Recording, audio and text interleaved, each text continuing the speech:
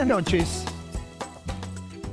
Empezamos la semana con unas imágenes verdaderamente dramáticas, espectaculares, que vinieron de Brasil, que mostraron cómo una rebelión popular, golpista, intentó alterar un orden institucional que tenía o tiene como flamante presidente en su tercer mandato a Lula da Silva. Las imágenes por sí mismas quizá expresan algo de lo que está ocurriendo no solamente con la democracia en Brasil, sino con la democracia en muchos países de la región. Y quizá la espectacularidad de lo que vimos disimule otros asuntos que son a lo mejor no tan espectaculares, pero igualmente graves en cuanto a la pérdida de intensidad democrática que tiene la región. Y refiero a lo que hoy mismo está sucediendo en Perú, a lo que ha sucedido en Bolivia los últimos días, y por darle un acercamiento geográfico a las cosas que vemos aún dentro de un marco de tranquilidad y de paz. Cosas que suceden en la política argentina desde la mirada institucional y política. Y dada la dimensión de este tema y la gravedad de este tema, hoy vamos a hacer una excepción. Vamos a hablar, en lugar de editorializar desde este lugar, vamos a hablar con el expresidente de Uruguay, ex senador y yo digo uno de los últimos grandes políticos e intelectuales del Río de la Plata. Me refiero al doctor Julio Meria Sanguinetti. Nos está escuchando. Buenas noches, doctor. Bueno, buenas noches, muchas gracias por esa presentación. Pero la verdad es que estamos, sí, todos delante de un momento muy particular. Lo de Brasilia, bueno, el 1 de enero tuvimos el privilegio, diría yo, de asistir a la toma de posesión de Lula, acompañando a nuestro presidente, que nos había invitado a mí y a mi colega Mujica para representar al Uruguay con 3 presidentes, uno en ejercicio y 2 expresidentes representativos de polos opuestos del espectro político. Inesperadamente, una semana después, el domingo después, ocurre este episodio. Yo diría inesperadamente, pero no sorpresivamente, o no debiera haber sido sorprendido. ¿Por qué? Porque esa gente estaba hace un mes reclamando un golpe de Estado, eran 300, 400 personas todos los días delante del comando de las Fuerzas Armadas. Y mucho más en profundidad, porque estábamos ante un presidente Bolsonaro que no había reconocido la derrota, que no había entregado el mando, que no había entregado la banda presidencial. Y yo insisto en eso porque las formalidades en la democracia son muy importantes. Y después que un presidente desprecia, sí, las instituciones, lo hace de ese modo estentorio, habilita que luego los fanatismos afloren. Es lo mismo que pasó en Estados Unidos con Trump. No reconoció la derrota, vituperaba al nuevo presidente, no asistió a la transmisión de mando y bueno, ocurrió lo que ocurrió. Si uno mira los de Estados Unidos en el asalto, en el grotesco asalto al Congreso y el de Brasilia, hay una homología, hay una analogía.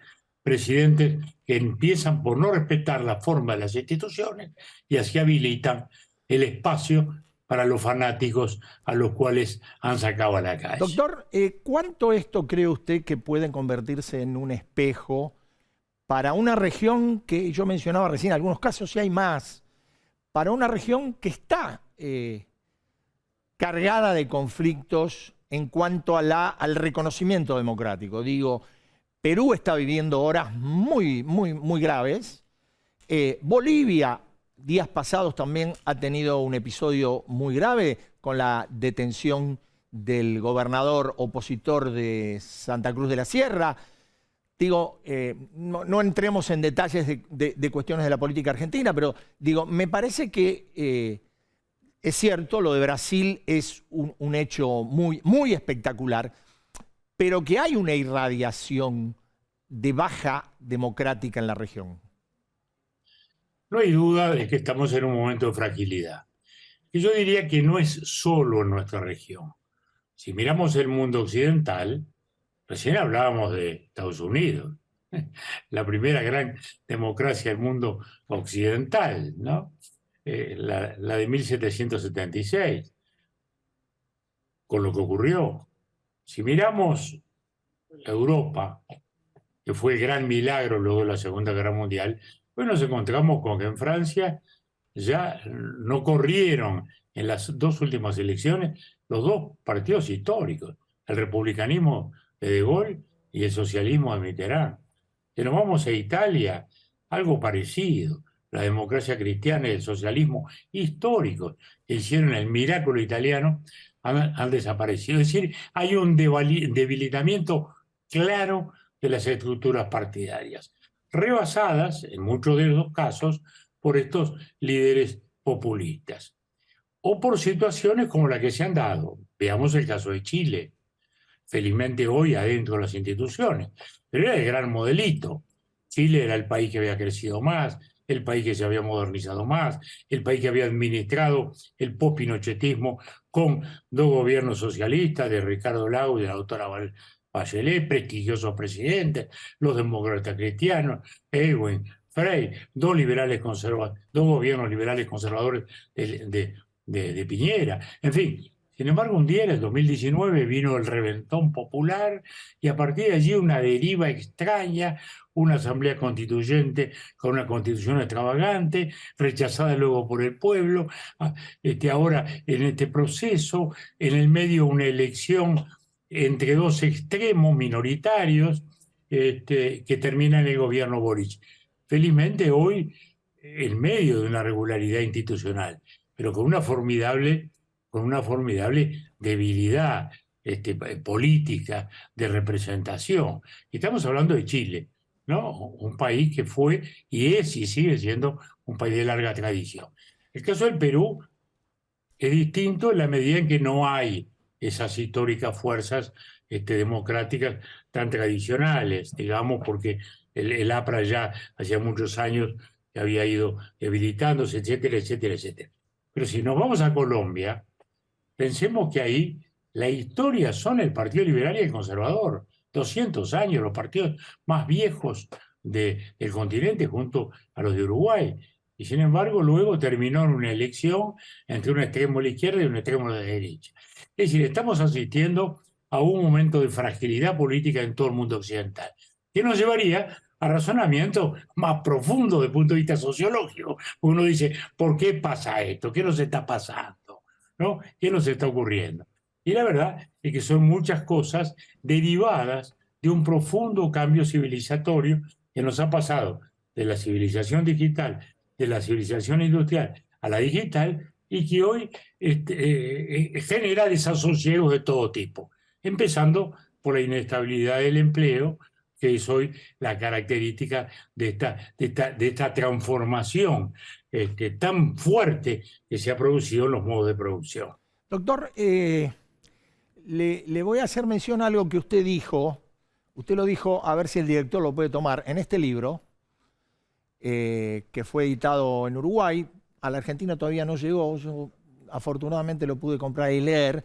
Usted dice en este libro, que se llama El Horizonte, conversaciones entre Julio María Sanguinetti y José Mujica, que los gobiernos democráticos no son tan importantes por lo que hacen, sino por lo que evitan o por lo que logran evitar. ¿Qué estaría fallando hoy?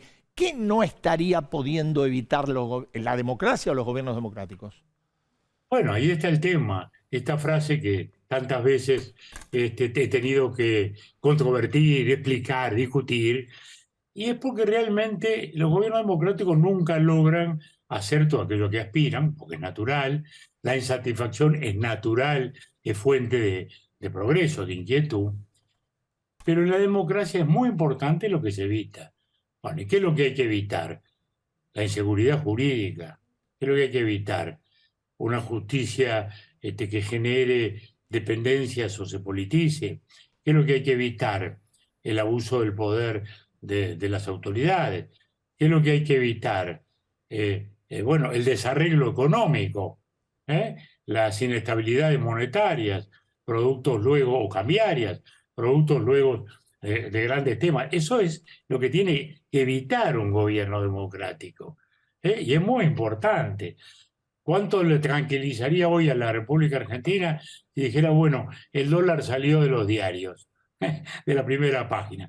Vale 200, vale 300, pero ya está, ¿viste? Se terminó, no importa, sube un poquito, baja un poquito. Bueno, ¿cuánto significaría? ¿Cuánto evitaría, digamos, de desasosiego y de inseguridad, aún para la inversión y como consecuencia para el trabajo? Es decir, los gobiernos democráticos tienen esa gran prioridad, que es, digamos, una palabra tan poco épica como es la normalidad. La normalidad. ¿Y qué es la normalidad? El funcionamiento de las instituciones, el debate político razonable, una estabilidad financiera. Sí, que hay un déficit, sí, 3%, 4%, pero no más que eso. Es decir, eso me parece que es esencial a la vida democrática. Entonces, todo eso nos está evidentemente fallando. Y eso es la consecuencia, como decimos, de la estabilidad que representan los partidos políticos, de las corrientes de opinión, de estos procesos que desgraciadamente nos están llevando a una situación de enorme fragilidad. Ahora, la violencia siempre genera, nunca es inocua, ¿no? Siempre genera consecuencias. Fíjense lo que pasó en Brasil. La violencia ha generado el efecto contrario del que procuraban los revoltosos.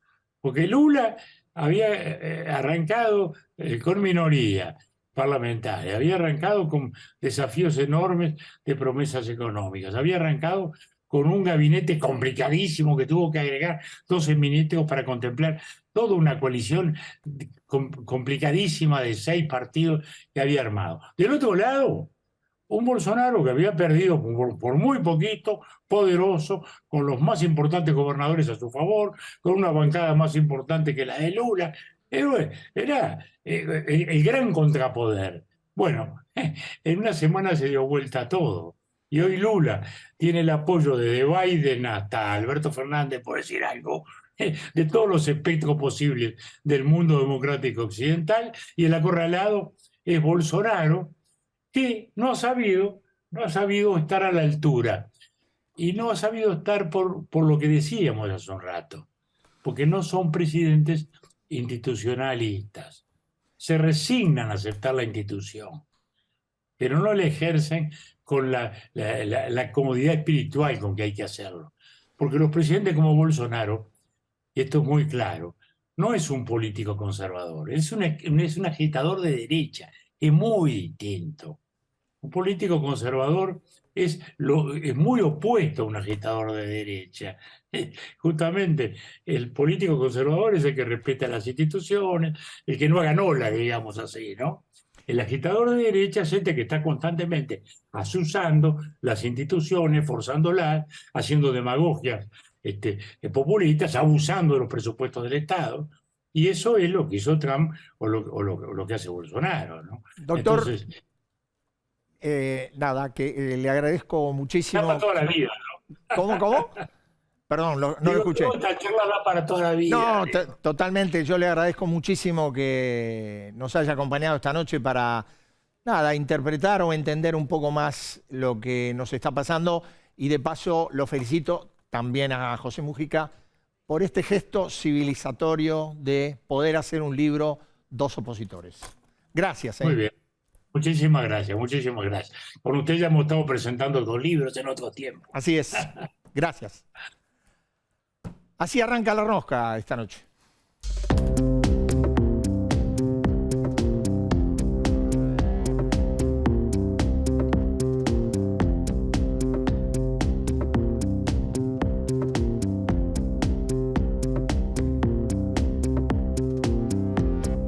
Y acá estamos. Senadora, ¿cómo le va? Claro, ¿cómo estás vos? Muchas gracias por estar. No, por favor, gracias por invitarme a ustedes. Presento a los amigos y colegas. Vamos un poquito a la foto y empezamos a hablar. Dale. Dani, ¿cómo ¿Qué estás? haces, Eduardo? ¿Cómo va? ¿Todo ¿Vos? bien? Bien, bien. Bueno, mira, empecé a mirar, hay por lo menos 14 temas como para analizar. 14. Y por lo menos. Pero te voy a decir Vamos 4. hasta las 24. Tengo un número que nos duele a todos. Después tengo el tema de la sequía. Tengo recién Julio María Sanguinetti hablaba del tema del dólar. Tengo 369 pesos hoy. El dólar blue subiendo 15 pesos en la semana, una señal. Y después tengo, claro, Sergio Massa, ¿va a ser candidato a presidente con esta economía? ¿Qué es lo que va a Bueno. hacer? Jazmín, ¿cómo te va? Bien, muy bien. Yo voy a hablar del Congreso que se viste un poco de ring, ¿no? Este verano con el tema de las extraordinarias. Optimista, el presidente 27 temas mandó. Uno de ellos el juicio político. En un ratito vamos a hablar de eso. Federico, ¿cómo te va vos? Hola Eduardo, buenas noches, ¿cómo va? Bueno, vamos a hablar un poco del albertismo que resiste desde Chapadmalal. La semana pasada el presidente juntó a su tropa, después viralizó un video que algunos han interpretado como un relanzamiento de las ganas de buscar una reelección, y mañana hay una reunión también en Chapadmalal de las mujeres que apoyan al presidente. En un rato damos todos los detalles. Vamos a la foto, director. A ver, la senadora. Yo intenté, desde el momento que se divulgó, interpretar algo. La verdad que no lo logré. Sí interpreto la de abajo, a quienes le rindo pleitesía, pero ¿qué lectura puede hacer de esa foto? ¿Significa algo? ¿Es una cosa ocasional? ¿Es un antojo? Ah, la verdad que no sé, habría que preguntarle eso a quienes estaban en la foto. Yo no estaba en esa foto. Sí, Diego Santilli tampoco lo supo explicar, pero bueno. Bueno, pero si no lo supo explicar, Diego. No, me parece que debe haber sido algo ocasional y salió así. Y a ver, yo creo que los problemas van por otro lugar, no por la foto de claramente. Abbey Road. Y me parece que más allá de una foto que pudo haber caído mal, porque sé que a mucha gente le cayó mal, hubo mucha polémica al respecto. Digo, creo que lo importante es que son 4 referentes políticos que se reunieron a hablar y a generar un proyecto de país, que es lo que estamos haciendo todos en Juntos por el Cambio. Me parece que más allá de la foto, que puede ser como un detalle menor, lo importante es eso, ¿no? Que todos estemos pensando ideas para este país. Yo escuchaba recién a Sanguinetti hablar del tema de la democracia. Te escuchaba hablar del tema Qué familiar la última parte, ¿no? ¿Qué es lo que hay que evitar? Hay que evitar esto, hay que evitar... La primera parte cuando habló de todo lo que los nos pasa a atributos nosotros. también. También, claro. ¿No? O sea, en todos lados, en todo momento nos sentimos un poco representados. Pero ¿por qué también crujen las democracias? Porque vos pensás que hace 40 años casi que votamos en Argentina y decidimos que queremos vivir en democracia. Pero la democracia no es solamente votar. Tenemos un gobierno que es parte de un partido político al cual cooptaron, desde el kirchnerismo, cooptaron un partido político. Primero para enriquecerse, y cuando terminaron de enriquecerse ahora van por la impunidad. Y van embistiendo las instituciones. Las instituciones y el Estado de Derecho son parte de la democracia. Y eso sí está crujiendo. A ver, The Human Rights Watch hizo un informe en donde dijeron que el Estado de Derecho en Argentina estaba en riesgo. Y el gobierno salió a pegarle a The Human Rights Watch. O sea, es como que a todo aquel que se pone en el camino del gobierno hacia la impunidad, de la presidente del Senado, ¿no? De Cristina Fernández Kirchner, hacia la impunidad, le pegan. Y son los culpables de todo.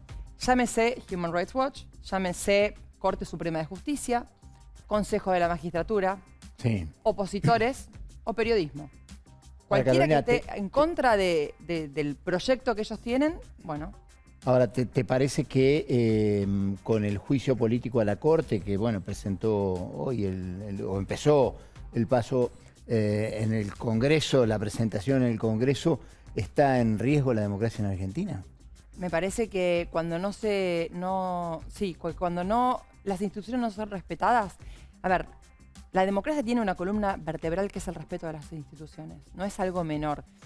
A veces parece algo de palabras, y la realidad es que parte de lo que pasa en Argentina con nuestra economía también está ligada a eso.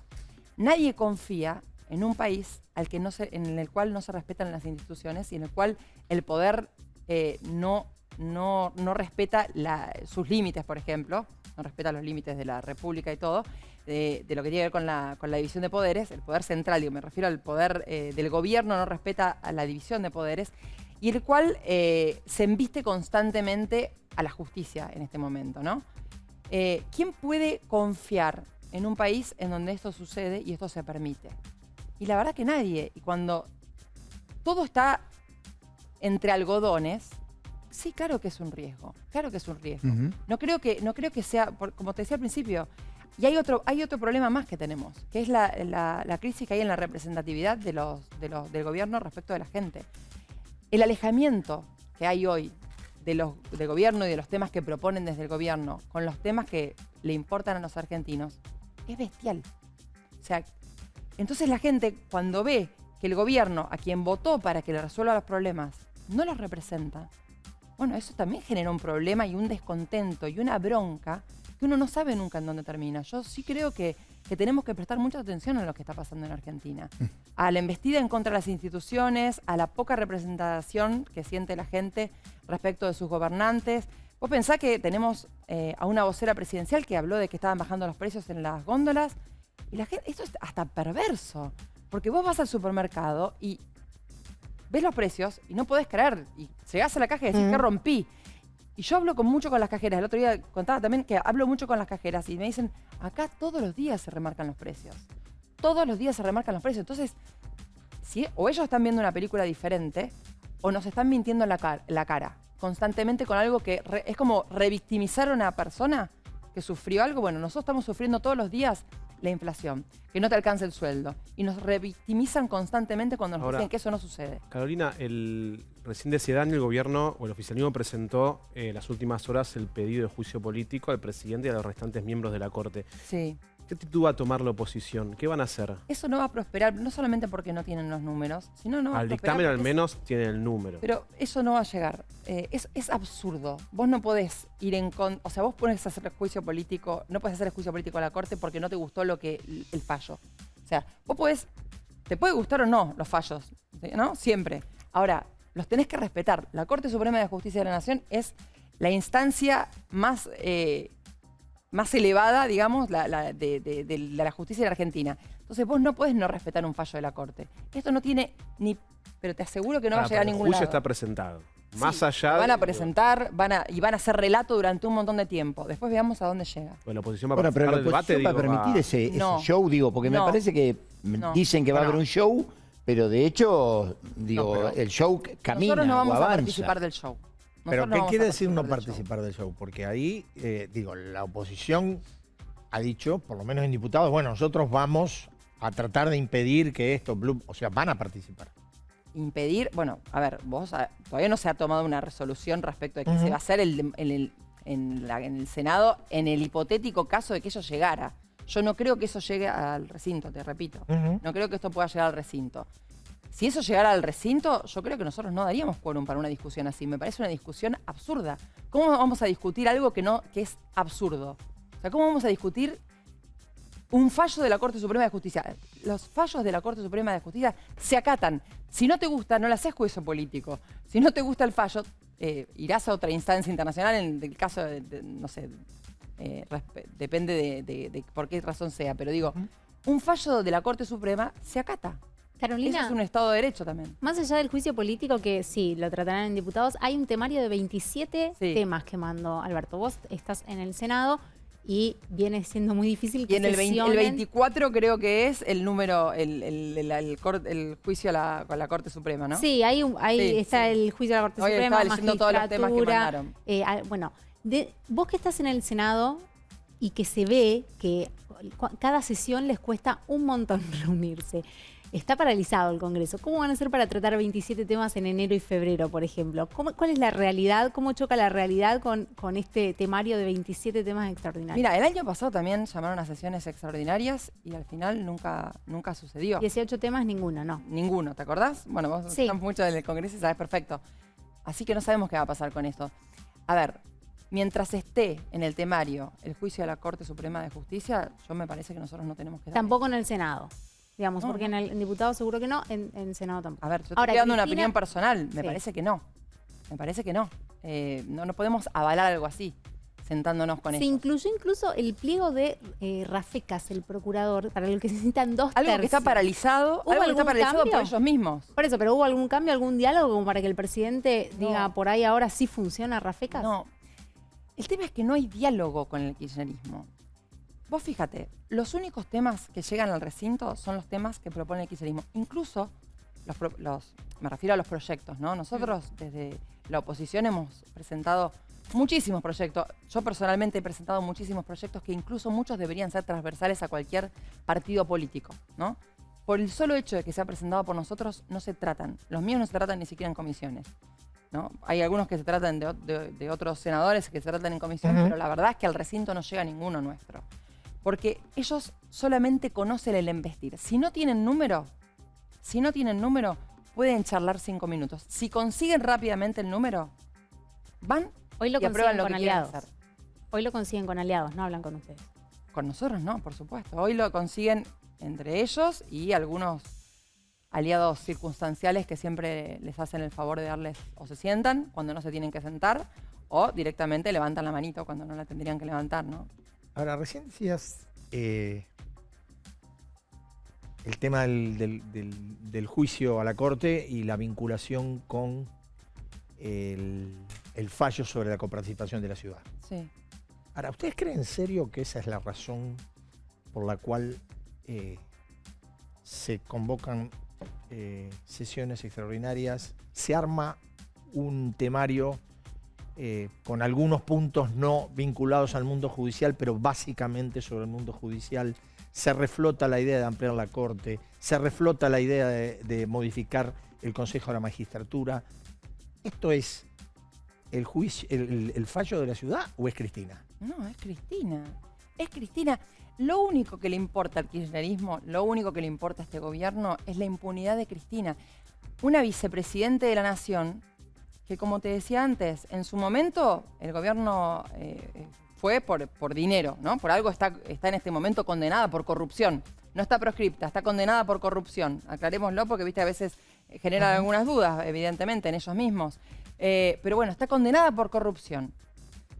Y lo único que buscan ahora es la impunidad. Es el único objetivo. Vos fíjate que los únicos proyectos que avanzan y que ellos empujan realmente son los proyectos que tienen que ver con la justicia, con embestir a la justicia, con raspar a los jueces, con estar en constante pelea y embestir, como te decía al principio, a todos aquellos que se interpongan entre esa impunidad y ellos. Sea, como decía, el periodismo, seamos nosotros como oposición, o sean los jueces de la Corte Suprema. Buscan, o sea, hoy no hay un camino para ellos. Hoy están buscando cualquier camino que los lleve a eso. Pero el único objetivo, te aseguro que es ese. El único objetivo que tienen. Ahora, ellos dicen en el Frente de Todos y en la Comisión de Juicio Político, lo que dejaron trascender es que el juicio va a durar, o la presentación del juicio va a durar unos cuantos meses. O sea que vamos a estar un par de meses probablemente hablando sobre el juicio político de la Corte Suprema de Justicia. ¿Qué va a hacer la oposición frente a eso? Pero, a ver, lo que quieren ellos es que se hable de otra cosa. Porque si se habla de lo que realmente le importa a la gente, no están haciendo nada. Si se habla de que no hay trabajo para un montón de gente, no están haciendo nada. Si se habla de que hay una inflación que hace que no lleguemos ni a final del mes y mucha gente ni a final del día, tampoco nada. O sea, con todos los temas si se habla de inseguridad, tampoco hacen absolutamente nada. A ver, yo soy de Rosario, yo represento a la provincia de Santa Fe. ¿Qué ha hecho el gobierno nacional por la provincia de Santa Fe? ¿Qué ha hecho por la ciudad de Rosario? Yo presenté un proyecto, nosotros presentamos la emergencia de inseguridad para la provincia de Santa Fe, cuando en Rosario había 175 homicidios. Habían sucedido el año pasado, hasta ese momento, 175 homicidios. Pasamos los 250 homicidios y no hicieron absolutamente nada. Aníbal Fernández se burla de los santafesinos constantemente, no haciendo absolutamente nada. Bueno, igual que el gobernador Perotti, que duerme la siesta. Tenemos un gobernador que realmente es increíble que haya llegado diciendo que buscaba paz y orden para la provincia cuando lo que hizo fue lo contrario, ¿no? El narcotráfico está haciendo, digo, de la provincia de Santa Fe su emblema, ¿no? Su base, y de la ciudad de Rosario especialmente, digo. Entonces, me parece que tenemos un gobierno muy perverso en todos lados. O sea, Le dicen a la gente que quieren ayudar a la gente más pobre cuando en realidad les conviene que la gente sea pobre y cada vez más pobre. Le dicen a la gente que no hay inflación cuando cada vez hay más inflación. Le dicen a los santafesinos que están haciendo algo o a los rosarinos que están haciendo algo por la inseguridad cuando en realidad no mandan ni siquiera efectivos o cuando los mandan solamente a pedir papeles a los automovilistas. Entonces eso hace que todo cruja. ¿Es posible? Es un escenario de abstracción, porque todavía no ocurrirá este año, a fin de año. ¿Es posible, como planteó el ingeniero Macri Mar del Plata, que si gana Juntos por el Cambio se puede hacer un cambio justamente veloz y profundo? ¿Hay condiciones para eso? Yo creo que, habría que ser muy específico en eso, pero yo creo que tiene que ser veloz y tiene que ser profundo el cambio. No tenemos margen para otra cosa, pero sí me parece que tenemos que sentarnos en un principio. O sea, quien llegue a ser presidente de la nación, cuando se siente frente a los argentinos, tiene que decirle exactamente con qué se encontró, cuál es la situación que tenemos, cómo va a ser para resolver los problemas, en qué tiempo y cuál va a ser el esfuerzo que vamos a tener que hacer. Pero con la verdad pura. O sea, si vos vendés espejitos de colores, ya nadie va a creer en nadie, porque ya hoy hay una crisis de credibilidad enorme. Ya nadie cree porque nos han mentido demasiado y nos han dicho demasiadas cosas que quizás nos han querido mostrar una verdad a medias. Yo creo que hay que mostrar la verdad cruda y hay que explicarle a los argentinos cuál es el esfuerzo que vamos a tener que hacer, porque va a haber mucho más esfuerzo. Ahora, y el que te diga otra cosa te está mintiendo. Recién hablaba de Santa Fe. Va a haber campaña dentro de poquito. Santa Fe es uno de los distritos electorales más importantes y se te menciona como candidata a gobernadora. Uno ve las encuestas y los números son bastante buenos, digamos. ¿Vas a ser candidata a gobernadora? ¿Lo estás pensando? Yo en este momento creo que no... Falta mucho para... Sí, no falta mucho y falta mucho, porque en Argentina, pensá que, no sé, un mes en Argentina es como 10 años en otro país, ¿no? Obvio. Pero yo lo que pienso es que cuando escucho políticos hablando de candidaturas con mucha anticipación, me resulta algo alejado, sinceramente. Me parece que hoy a la gente no le importa quién va a ser candidato, sino que nos cuenten cómo vamos a hacer, qué vamos a hacer en Santa Fe. Estamos trabajando en un proyecto para gobernar Santa Fe. No importa quién sea el candidato, pero para que gobernemos Santa Fe y con éxito. Y que realmente podamos volver a tener una vida digna en Santa Fe. Con los parámetros más importantes, con lo más importante que tiene que ver con la seguridad, con la educación, bueno, con todo aquello que nos importa, ¿no? Pero también con todo aquello que le importa a la Argentina. O sea, creo que tanto a nivel nacional como a nivel provincial, como preguntabas por Santa Fe, por eso te hablo de Santa Fe, pero a nivel nacional también estamos trabajando para que realmente tengamos un proyecto de país. Si ¿Macri va a ser candidato? La verdad es que eso creo que lo debe saber él, su almohada, o ni siquiera lo debe saber. Yo no lo sé, sinceramente. ¿La acompañarías a él de candidato? Yo acompañaría a todos los candidatos de Juntos por el Cambio, por supuesto. Yo voy a votar a Juntos por el Cambio y voy a acompañar y voy a hacer lo posible para que Juntos por el Cambio llegue a ser gobierno. A nivel nacional, a nivel provincial. O sea, creo que el verdadero cambio y la verdadera esperanza de la gente está en Juntos por el Cambio. No hay otra vía. La verdad que no hay otro.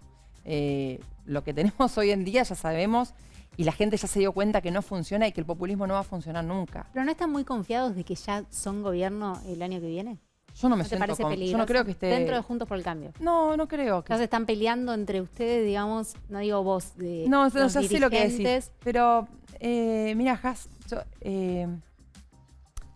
nadie puede dar por muerto a nadie. Creo que ya subestimando a gente o a líderes políticos le ha ido mal al país. Nunca tenés que subestimar a nadie. Yo no creo que la elección esté ganada.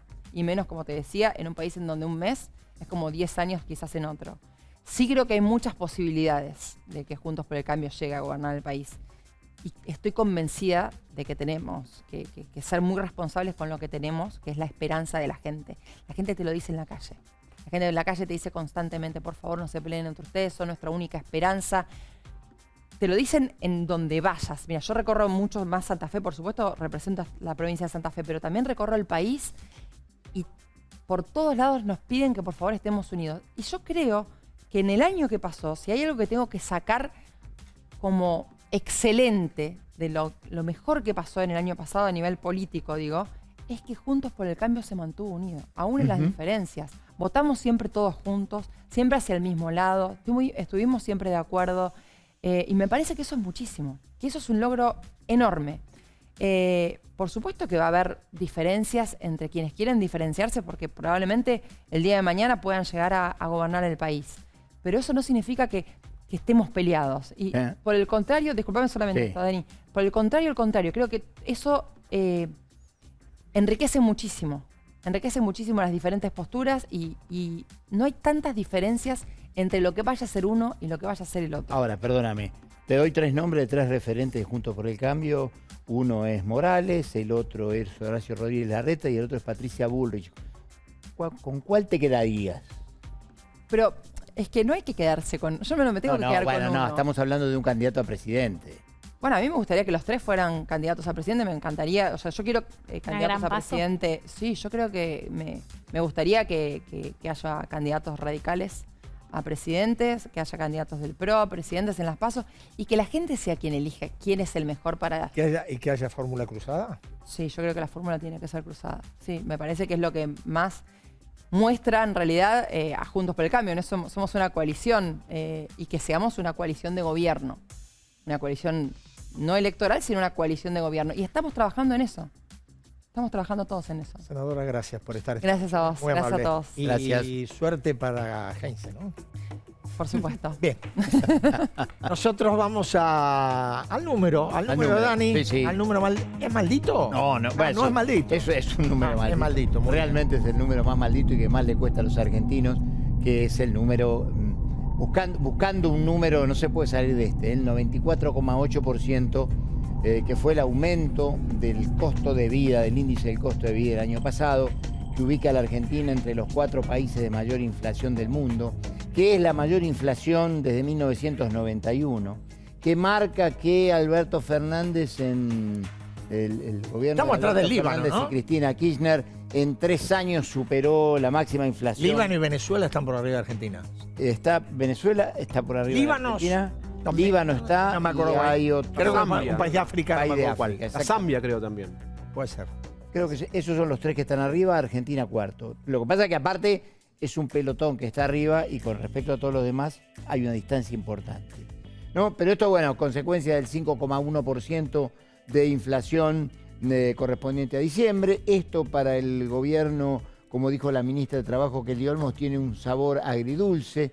Recordemos que el ministro de Economía, Sergio Massa, hace una semana dijo que esperaba que el número comenzase con 4 y había generado esto cierta expectativa en el gobierno. Bueno, el 5,1% desdibujó un poco esa alegría. Pero vos viste que siempre se le busca el costado. Claro. positivo. No se llegó a las 3 cifras tampoco. Claro. Era otra de las Gabriela cosas Cerú que... te dijo, bueno, el objetivo de no llegar al 100 se cumplió. Bueno, Heller, No, es Heller, un objetivo realmente loable. Heller No, sí se da. festejó que la Espina perdió el lechón.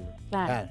Es el Perdón. vaso medio lleno. Porque la Espina había jugado una apuesta, Ah, que el decían diputado 3 del PRO, cifras, claro. él pagaba un lechón. Claro. Pero Heller festejó de Que que tiene que pagar el lechón. tiene que la pagar el Qué lechón. bueno, también. qué Muy bien, éxito, muy ¿no? bien. Qué éxito. La verdad que- Bueno, la verdad que- pero entre este número que nos cuesta muy caros a todos los argentinos y especialmente a todos, digamos, ¿no? Pero especialmente a los ingresos fijos, me parece que, bueno, tienen estos días datos que, primero los pronósticos para lo que puede llegar a venir en la inflación de marzo, que es cuando comienza el año efectivo, cuando comienzan las clases, e incluso para ya lo que es el índice correspondiente a enero, donde los primeros aprontes, los primeros pronósticos muy preliminares, dicen que tal vez vuelva a superar el 5%. Pero en materia económica me parece que hay un tema que nos golpea a todos también, que es el tema de la sequía, ¿no? Lo que está, los números y lo que está generando el problema de la sequía en plena cosecha Sí, claro. de trigo y lo que se está preparando la siembra para la cosecha gruesa, está generando mucha preocupación. Los datos preliminares que están realizando la Bolsa de Comercio de Rosario especialmente, pero hay varios institutos y economistas que están calculando, dirían que este año podría representar, por efecto de la sequía, algo así como 14.000 millones de dólares menos en el ingreso de dólares. Sí. O sea, si tomáramos, no sé si lo recordás. Con respecto al año pasado, ¿no? Bueno, el año pasado, ¿cuánto fue? Más o menos. Bueno, debía andar el sector agropecuario por los 40.000 millones de Bueno, dólares. o sea, 14 No, menos es un número muy es importante. muchísimo. Sí, y aparte tiene el año pasado los precios fueron muy buenos porque, bueno, el mercado estaba con el comienzo de la guerra, con todo esto me había generado precios muy buenos. En este caso lo que hay es que dos vecinos, Paraguay y Brasil, están teniendo muy buena cosecha, pareciera, y que por lo tanto podrían moderar el precio de la soja, que anda por los $550 la tonelada, que igualmente sigue siendo un buen precio. Pero, digo, mientras esto se mira, lo que hay preocupación, ¿no? El dólar blue subiendo a 379 pesos. El dólar blue, pero los dólares financieros no se mueven tanto, ¿no? No, bueno, ahí lo que pasa es que hay como una acción del Banco Central, me Tenés parece. una visita que tenés que sacar. La mosca está por hace varias semanas. Vos no estuviste, pero meses. la tuvimos acá. Meses. Lo que pasa es que en una época estaba con Federico, ahora se agarró con vos. No, es No, que pero da vuelta con el que habla, me Bien. parece. Estábamos con el Dólar dólar. blue, bueno, preocupante como siempre, ¿no? Sí. O sea, en este contexto, subiendo 15%, y me parece que esto, entre la inflación, ¿no? La promesa del ministro Massa de que la inflación en abril va a rondar el 4%, que es a donde apuesta todo, digamos, tratar de bajar y estabilizar los precios en torno a un 4%, con lo que es esto de los precios justos.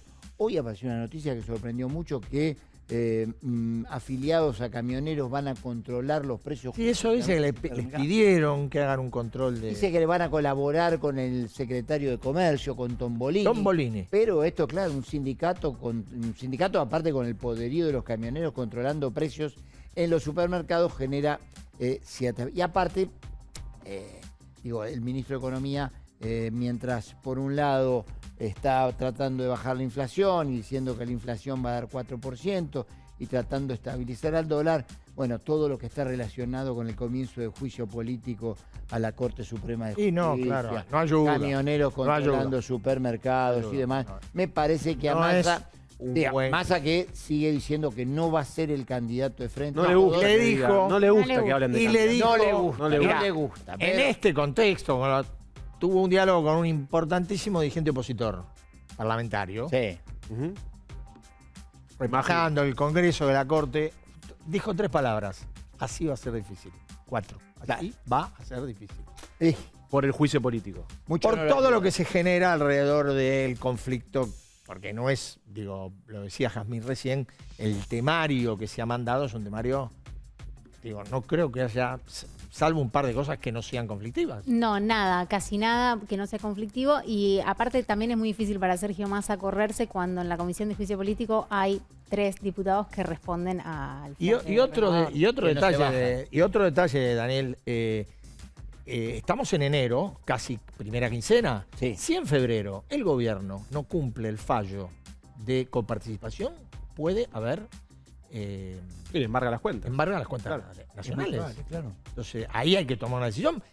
Para Massa, el fallo también implica mirar el ajuste que había prometido, el ajuste fiscal que había prometido con el Fondo Monetario. Sí. Mucha Bueno, ayer incomodidad. se Pero el mostró- presidente está fenómeno. Sí, está muy bien. El presidente montó su base de operaciones en Chapadmalal. Hay mucha actividad en Chapadmalal. Desde allí arma Él no surfea, no hace... No surfea. no, Ni con surfea. ayuda, Y detiene la como tabla. como Rodríguez Larreta. ¿Quién es el que está bajo el agua teniendo la Era un tabla? instructor. Era el Aparentemente instructor. cuando uno empieza a surfear, Era el instructor. le tienen la tabla. Sí. Pero bueno, por eso los memes con la foto se viralizó. Hablábamos de Chapadmalal y la resistencia, porque después de que Cristina anunció que no iba a ser candidata, ese lugar en el Frente de Todos quedó acéfalo. No hay un candidato ahora que aparezca muy nítido de cara a las elecciones.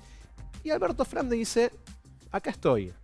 De hecho, desde Chapadmalal, donde la semana pasada juntó a su tropa, y dijo hay que parar el fuego amigo, sin funcionarios kirchneristas y sin dirigentes de la Cámpora, sacó un video que muchos interpretan como otra vez el relanzamiento del operativo reelección. Porque hay una parte donde dice empieza el año, estoy más fuerte que nunca, con las energías renovadas, Aparece jugando Francisco. con Francisquito ahí. No, el Papa, Francisco. No, su con hijo. Francisco, su hijo, nacido hace claro. poco tiempo. Y en el albertismo hay como llamativo y raro optimismo de, mira si somos nosotros de nuevo. De hecho, mañana hace rato se confirmó, va a haber un encuentro de las funcionarias albertistas que están en un chat llamado Mujeres Gobernando, donde hace poco todas las funcionarias de la Cámpora se fueron de ese chat y quedaron solo las albertistas, porque antes estaban todas, donde van a cenar con el presidente Chapadmalal y van a apuntalar la figura de Alberto Fernández. No, yo digo que nadie sabe quién va a ser el candidato. A ver, bueno, este es el tema. Escúchame. El vacío, en el vacío, ya no. Hoy ya está anotado. Si el presidente bajó. Soy se anota si el presidente no bajó. Soy se anota si el presidente no. A ver, si vos tenés que aquella persona que tiene los votos dice que no va a ser, que es Cristina, veremos, pero hoy el escenario es ese.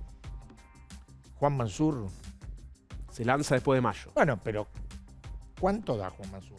No. Guado de Pedro. Tampoco. Máximo Kirchner, ¿dónde está? En el sur. Está trabajando, supongo. Porque a él se le vence la banca también. ¿Qué va a hacer? Bueno, esa es la gran inquietud. ¿Qué va a hacer? ¿Qué va a hacer? En este contexto, Mansur, de Pedro, ponele Daniel Scioli. Sergio Massa. Sergio Massa, no lo pongas a Massa, Está dejémoslo, digo. Alberto, ¿por qué no puede decir? Y qué sé yo, veo, ¿viste? Eso es lo que dice el albertismo. ¿Y por qué no? Si Massa logra algún Es muy modo... grande el vacío que deja Cristina. Muy grande. Digo, objetivamente es así. Después uno puede tener un juicio de valor mejor o peor, pero objetivamente hay un vacío muy grande. Bueno, pero cualquiera tiene el derecho a anotarse. Pero Cristina puede ir, ¿por qué no? Todavía sí. Todavía puede ir, ¿por qué no? El kirchnerismo- Ella dijo que no, y no tiene, y lo dijo la senadora Rosada, no tiene ninguna proscripción. No es el caso Lula. Lula estaba preso y proscripto, cumpliendo una condena, por eso no fue candidato. Cristina no va a estar presa, no está proscripta. Bueno, puede ocurrir, y lo hablábamos recién de cuánto durará el tema este de la discusión, las cortes. Digo, recordemos que los primeros días de marzo se divulgan los fundamentos. El 9 de marzo. Claro, los fundamentos del fallo de la condena a Cristina. Que es, voy a decir, bueno, pero ya se sabe. Bueno, sí, siempre. Una cosa es hablar de la muerte y otra cosa es morirse, decía Antonio Cafiero. Claro. Bueno, esto es lo mismo. Ya se sabe, pero la divulgación de los fundamentos va a ser otro elemento muy impactante. Sí, y va a estar, me parece, hay que ver si coincide, porque este proceso, el tema del juicio político en el Congreso, plantea una extensión larga, digamos, un escenario y un micrófono largo. Ya hoy se presentó el pedido de juicio político, el proyecto, 410 páginas, y en esas 410 páginas se da algún puntapié de lo que va a ser, y hay muchísimos testigos citados. Bueno, es desopilante, te lo digo. Bueno, vos lo conocés mejor que yo. Claro, por eso, a lo que voy es que, Digo, como está planteado, es un proceso Baltasar largo. Garzón, un juez destituido por la justicia española. Baltasar Garzón, bueno, Chiste. Eugenio Zaffaroni, Bueno, está bien, ponele que uno pueda, pero finalmente fue miembro de la Corte. Barcesat, Eduardo Barcesat, son algunos de los convocados. También hay funcionarios Guado convocados, Cristina, Zanini, Guado, bueno, los protagonistas, los 4 jueces de la Corte, Marcelo Alessandro, y también como se incluye el fallo de la Corte del 2x1 que se acuerdan que había sido por el tema del caso de lesa humanidad, también se incluyen abuelas de Plaza de Mayo, Hijos, Capital, el CELS, con lo cual el desfile de testigos que van a Los ir a miembros de la hablar, Corte pueden no ir. los miembros de la No, no Corte tienen pueden obligación. tienen Por eso obligación. no están obligados a ir. No, tienen No, pueden presentar un escrito si tienen quieren. la facultad de Claro. contestar todo por escrito. Sí. Esos son los... Esa es una parte del show que le falla, porque Sí. una cosa es tener No van a estar al acusado ahí, otra cosa Bueno, es... pero por eso está esta lista de invitados Claro. que sí van a ir a hablar. Hay que ver ahora, si Juntos por el Cambio... estaba la discusión de qué hacemos. ¿Los dejamos el micrófono y les dejamos el escenario libre para no sumarnos a este show o vamos? Bueno, ganó la postura de no, vamos a ir. Ahora, si van, ¿qué van a Todavía hacer? está en ¿Quién discusión. presenta? ¿Leopoldo Moró? Hay un ¿Quién es fuerte, Todavía está miembro en que discusión. está dando esa batalla, pero Sí. otros... Veo que tenés No. una sintonía muy... Sí, Sintonía fina. pero otros no. Y hay que ver cómo Y termina. el tema es que la reunión de la mesa, el comunicado había salido que iban a hacer eso, que iban a ir a dar el debate en caso, a ir a frenar, a intentar frenar. Frenar el dictamen no lo pueden frenar porque hay una cosa que es mayoría y números de la esa comisión. es una de las argumentaciones de los que dicen claro, para no que vayamos. que estén solos. ¿Para qué? Que hablen hagan sin el show público, solo, claro. que hablen entre ellos, que saquen el dictamen. Si lo van a sacar igual, ¿para qué vamos a estar nosotros? Ahora, Exacto. en este contexto, en medio de un juicio político, un debate, ¿vos te imaginás el 1 de marzo de la apertura de sesiones con el presidente, la Divina. vicepresidenta, la oposición, Sí. a días de los fundamentos de la sentencia? 8 días. constitucional? 8 antes, días. efectivamente. Pero el juicio Es político... para una bolsa de pochoclos Sí, grande. enorme, ¿no? Un bolsón. Ah, sí. U otra cosa, no Está- sé. Yo te diría que estando en Madrid se ve mucho mejor. Ah, ¿eh? bueno. Estando aquí es complicado. Más Sí, claro. Es complicado porque, digo, tenés, Dani lo decía recién, el contexto económico, Sí, el claro. contexto social, y un año más allá de la buena voluntad, lo que decía la senadora, la voluntad de Macri de hacer las cosas veloz y rápida. Yo, la verdad, uno mira el horizonte electoral y dice, más allá de quién pueda ganar, es cómo se hace. ¿Cómo se hace? Que es lo que yo por lo menos no lo veo No se todavía, ¿no? Lo que nadie dice tampoco. Es que nadie lo sabe, me Claro. parece que ese es el problema. Y el problema es tan serio que sería uno injusto si solo se focaliza en la clase política. Excede a la clase política, claramente. Bueno, Obviamente, pero esto la es clase un política poco de la tiene- clase política. No, está claro Claramente que de la tiene, clase política. claramente que tiene la mayor responsabilidad, pero me parece que la falta de un sendero, de un horizonte, es más amplio que la clase política. Ujú. La clase política es la mayor responsable, sin ninguna duda, y es a la cual la gente vota o no vota. Exactamente. Pero bueno, así estamos. Vamos a jugar las cartas Dale. en un ratito. Un ratito. Hacemos una tanda y volvemos.